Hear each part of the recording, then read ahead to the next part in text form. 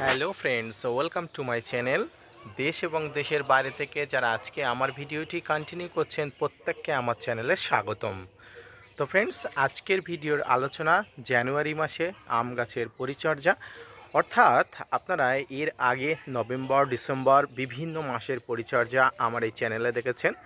আজকে আমি আম গাছে জানুয়ারি মাসের পরিচর্যা অর্থাৎ মুকুল আসার প্রাক মুহূর্তে আপনার আম গাছে কী কী পরিচর্যা করতে হবে। বিগত কয়েক মাসে আমি যে পরিচর্যা বলেছি এই পরিচর্যাগুলো নিশ্চয়ই করেছেন। ইতিমধ্যে আপনার আম গাছগুলোতে মুকুল আসার এক প্রাক মুহূর্তে দাঁড়িয়ে আছে। তো এই মুহূর্তে আপনার আম গাছে বিশেষ কতগুলো পরিচর্যা করতে হবে। এই পরিচর্যাগুলো না করলে এবং ভুলভাল সার প্রয়োগ করলে আপনার আম গাছে প্রচুর পরিমাণ মুকুল আসার পরিবর্তে প্রচুর পরিমাণ পাতা আসবে। তো ফ্রেন্ডস, আজকের এই ভিডিও থেকে সম্পূর্ণ তথ্য জানতে পারবেন এবং পুঙ্খানুপুঙ্খ জানতে পারবেন যে এই জানুয়ারি মাসে কী পরিচর্যা করলে আপনার আম গাছের যথোপযুক্ত মুকুল আসবে। তো ভিডিওটি না টেনে কন্টিনিউ করবেন, তাহলে ছাদ বাগানে জানুয়ারি মাসে আম গাছের পরিচর্যা সম্পূর্ণভাবে আপনারা বুঝতে পারবেন।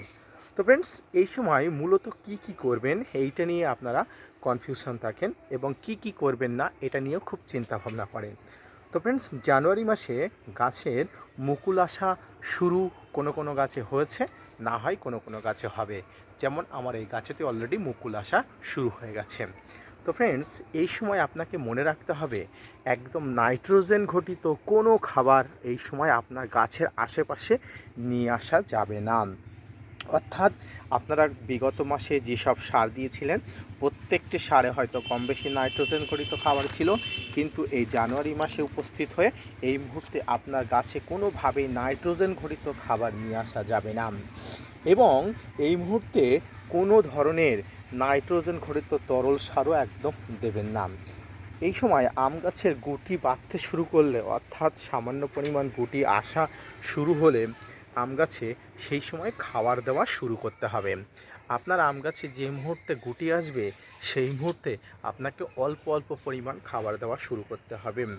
তার আগে খাবার কোনোভাবেই আপনার গাছে আশেপাশে আনবেন না। এবং এই সময় যে জিনিসটা আপনাকে মনে রাখতে হবে, আপনার আম গাছগুলোকে একদম ছাদ বাগানের চড়া রৌদ্রে, অর্থাৎ শীতের সময় যে রৌদ্রকে আমরা প্রখর রোদ বলে বুঝি, সেই রৌদ্র ছাদ বাগানের যে জায়গাগুলোতে পড়ে সেই জায়গাগুলোতে রাখতে হবে। আপনার ছাদ বাগানে যত পরিমাণ আম গাছ আছে প্রত্যেকটা আম গাছগুলোকে এই সময় প্রখর চড়া রৌদ্র রাখতে হবে, যাতে আপনার ছাদ বাগানে প্রত্যেকটি গাছে প্রচুর পরিমাণ মুকুল আসে। তো ফ্রেন্ডস, এই সময় গাছগুলোকে আর একটা জিনিস করতে হবে, যেটি হচ্ছে মেপে মেপে জল দিতে হবে। অর্থাৎ আপনারা নভেম্বর ডিসেম্বর মাসে আমি জলের কথা বলেছিলাম, সেই জলগুলো আপনারা অবশ্যই মেপে মেপে দিয়েছেন, কিন্তু এই সময় উপনীত হয়ে, অর্থাৎ এই সময় আপনার এই জানুয়ারি মাসে আপনার গাছগুলোকে একদম জল দেওয়া পুরোপুরি বন্ধ করে দিতে হবে। অর্থাৎ সপ্তাহে একবার জল দিতে হবে এবং আম গাছ যাতে নুইয়ে পড়ে ঢলে পড়ে সেটিকে লক্ষ্য রাখতে হবে। কারণ যে কোনো গাছ যখন মৃত্যু মুখে পতিত হওয়ার মতো মনে হয় তখন সে যত বছর তার মুকুল আনে এবং তার নতুন নতুন সম্প্রদায় সৃষ্টি করতে সাহায্য করে। তো ফ্রেন্ডস, আম গাছ তার নতুন নতুন চারা সৃষ্টি করে, নতুন নতুন বংশ বিস্তারের মনোনিবেশ করবে এবং সেই সময় আপনার গাছে প্রচুর পরিমাণ মুকুল আসবে। তাই এই সময় গাছের গোড়াতে একদম জল দেওয়া বন্ধ করতে হবে। এবং এই সময় দেখবেন আম গাছের পাতার উপরে এক সময় এক ধরনের ময়লা জমে, অর্থাৎ এই শীতের সময় কোনো রকম বর্ষা হয় না, চারিদিকে শুকনো খটখটে হয়ে থাকে এবং এইখান থেকে আপনার বিভিন্ন ধুলো ময়লা এবং সকালের যে শিষ্টের একটা নোংরা সব কিছু এক জায়গায় হয়ে আপনার আম গাছে অবশ্যই পাতার উপরে একটা ময়লার আস্তরণ ঘটে। এক্ষেত্রে কি হয়, এক্ষেত্রে আপনার আম গাছে ক্লোরোফিল তৈরি করতে ব্যাহত হয় এবং খাবার তৈরি করতে পারে না। সেক্ষেত্রে আপনার আম গাছে প্রচুর পরিমাণ মুকুল আসে না। তাই এই সময় আপনারা প্রত্যহ সকালের দিকে বা প্রত্যহ বিকালের দিকে কলের ঠান্ডা জল অবশ্যই দিয়ে যদি আপনার আম গাছ থেকে পুরোভাবে পরিষ্কার করে ধুয়ে দিতে পারে, খুব ভালো কাজ করবে। ফ্রেন্ডস, এই কলের ঠান্ডা জল আপনারা প্রতিদিনে দিতে পারেন, অর্থাৎ যদি সময় থাকে আপনারা প্রতিদিনে দিতে পারেন, বা সময় না থাকলে আপনার সপ্তাহে 2বার বা 3বার আপনারা যে কোনো সময় আপনারা দিতে পারেন। এই সময় শুধু আপনাকে 0050 অর্থাৎ সালফেট অফ পটাশ এই সময় গাছে দিতে হবে। এই সালফেট অফ পটাশ খুব ভালো, এই সময় আপনার গাছে কাজ করবে। খুব অল্প পরিমাণে আপনার গাছে দিতে হবে। এই সালফেট অফ পটাশ অর্থাৎ 0050 আপনার গাছে পাতাতে স্প্রে করতে পারেন, আপনার গাছের গোড়াতে দিতে পারেন। এবং এই সময় মাটিতে আপনারা এনপিকে 05234 দিতে পারেন এবং স্প্রে করতে পারেন, বা মাটিতে না দেওয়ার থেকে গাছে স্প্রে করাই ভালো। কারণ আপনাদের জানা উচিত গাছে ফুল ফল আনতে পটাশের ভূমিকা অনেক বেশি। যারা ভারতীয় তারা সিঙ্গেল সুপার ফসফেট এবং যারা বাংলাদেশি তারা টিএসপি নিতে পারেন, প্রত্যেকের কাজই একই।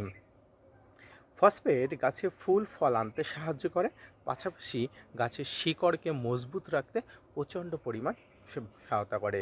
ফ্রেন্ডস, যারা এই সময় নভেম্বর মাসে যারা পিজিআর দিয়েছিলেন অর্থাৎ প্লানোফিক্স বুস্টার আরও যেসব পিজিআরগুলো দিয়েছিলেন তারা এই সময় আর একবার পিজিআর দিয়ে দেবেন।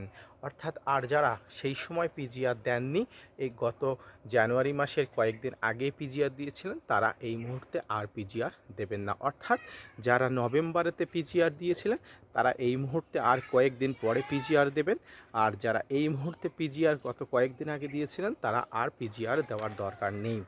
এই মুহূর্তে গাছের সমস্ত পরিচর্যার পাশাপাশি গাছের জলের পরিমাণ, গাছের সমস্ত পরিচর্যা এবং গাছে যেন প্রচণ্ড রৌদ্র পড়ে, সমস্ত পরিচর্যাগুলোকে আপনাকে খুব ভালো করে দেখতে হবে। গাছে তরল সার একদমই দেওয়া বন্ধ করে রেখে দিতে হবে। পাশাপাশি আপনার গাছে এই মুহূর্তে এরকমভাবে কুড়ি বা কলি আসার একটা ভাব হলে এই মুহূর্তে একবার ফাঙ্গিসাইড, কন্টাক্ট ফাঙ্গিসাইড এবং কন্টাক্ট পেস্টিসাইড আপনার গাছে দিয়ে দেবেন। কারণ ফুল এসে গেলে আপনার গাছে কলি এসে গেলে কোনোভাবেই আপনি কিন্তু আর কোনো ধরনের কীটনাশক দিতে পারবেন না। তো সামগ্রিকভাবে জানুয়ারি মাসের এই পরিচর্যাগুলো যদি করতে থাকেন আপনার গাছের প্রচুর পরিমাণ মুকুল আসবে এবং প্রচুর পরিমাণ ফুল ফলাতে আপনি সহায়তা হবেন। তো ফ্রেন্ডস, আজকের এই জানুয়ারি মাসের পরিচর্যাটি যদি ভালো লেগে থাকে অবশ্যই একটা লাইক, কমেন্ট, শেয়ার এবং সাবস্ক্রাইব করবেন। আপনাদের জন্য প্রতিনিয়ত ভিডিও বানাই এবং জানুয়ারি মাসে এই ধরনের পরিচর্যা যদি করে থাকেন তাহলে আমার মতো আপনার গাছেও প্রত্যেকটা গাছে মুকুল বা কলি দেখতে পাবেন। তো ফ্রেন্ডস, এই ধরনের পরিচর্যাগুলো যদি আপনার করে থাকেন তাহলে অবশ্যই আপনি প্রচুর পরিমাণ ফল পেয়ে থাকেন। তো আজকের এই ভিডিওটি কেমন লাগলো অবশ্যই কমেন্টস করে জানাবেন। আপনাদের জন্য প্রতিনিয়ত ভিডিও বানাই, আপনারা যদি মোটিভেট করেন ভিডিও বানাতে আগ্রহী হয় এবং নতুন নতুন ভিডিও আনতে উৎসাহী হয়। তো ফিরে আসি নতুন কোনো ভিডিও নিয়ে, ততক্ষণ সঙ্গে থাকবেন। আর হ্যাঁ, আপনাদের কাছে একটাই অনুরোধ, যারা এখন আমার চ্যানেলটি সাবস্ক্রাইব করেনি দয়া করে আমার চ্যানেলটি সাবস্ক্রাইব করে দেবেন। আপনাদের একটি অনুপ্রেরণায় আমার ভিডিও বানাতে উৎসাহিত করে। ফিরে আসি নতুন কোনো ভিডিও নিয়ে, ততক্ষণ সঙ্গে থাকবেন।